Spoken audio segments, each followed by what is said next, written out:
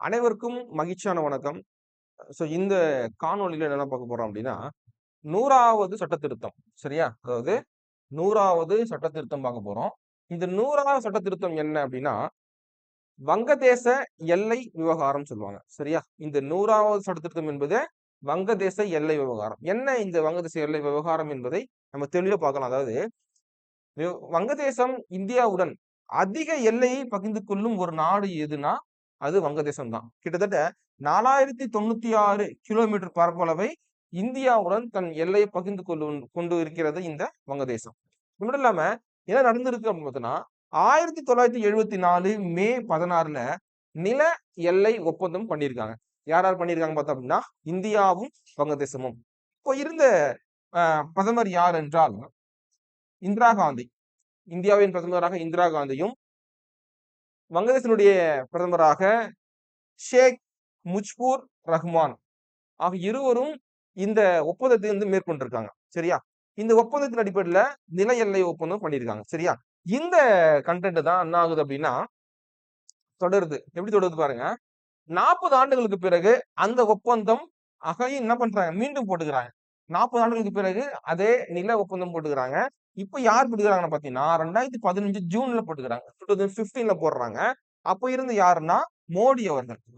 நம்முடைய மோடி அவர்களும் வங்கதேசத்தினுடைய பிரதமராக கூடியவர் யாருன்னா ஷேக் ஹசீனா அப்படின்னு சொல்லக்கூடிய அந்த பிரதமர்களும் நில ஒப்பந்தத்தை போட்டுக் கொள்கிறாங்க.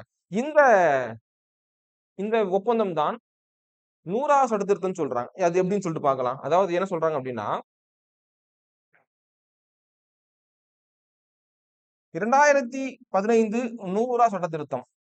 அதாவது வங்கதேச எல்லையில் உள்ள இந்துக்கள் வங்கதேச எல்லையில் உள்ள இந்துக்கள் அவங்களையும் இந்தியாவில் உள்ள அசாம், மேற்கு வங்காளம், திரிபுரா, மேகாலயா இந்த ஸ்டேட்ல உள்ள இந்தியாவின் எல்லையில் உள்ள இஸ்லாமியர்கள். சரியா? இந்துக்கள், இஸ்லாமியர்கள்.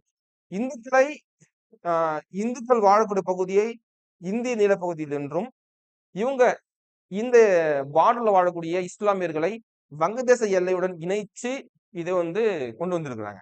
இதுதான் நிலங்களை மாற்றிக்கொள்ள வழிவகை செய்ததுன்னு சொல்றாங்க. புரியுதா? அதாவது வங்கதேசத்தின் எல்லையில வாழக்கூடிய இந்து மக்களை அந்த பகுதியை வந்து இந்தியா கொடுத்துற மாதிரியும் இந்தியாவினுடைய எல்லையில் வாழக்கூடிய இஸ்லாமியர்களை வங்க வங்கதேசத்துக்கு கொடுக்கிற மாதிரியும் இந்த ஒப்பந்தம் செய்யப்படுகிறது. இதுதான் 100வது சட்ட திருத்தம் அப்படின்னு சொல்றாங்க. இதன்படி பார்க்கும்பொழுது இந்தியா மட்டும் 111 இடங்களை கிட்டத்தட்ட 17,160.63 ஏக்கரை வந்து வங்கதேசத்துக்கு கொடுக்குது. அதே போல வங்கதேசம் 51 இடங்களை கிட்டத்தட்ட 7,110.02 ஏக்கர் பரப்பளவை இந்தியாவுக்கு கொடுக்குது. இதனால் பாதிக்கப்படும் மக்களுக்கு என்ன பண்றாங்க? இவங்க இந்தியா வந்து 3048 கோடி வந்து இழப்பீடா கொடுக்குறதாக அறிவிச்சிருக்கிறாங்க. சரியா? இது நடந்தது எப்போனா 2015 நடந்திருக்கு. புரிஞ்சா?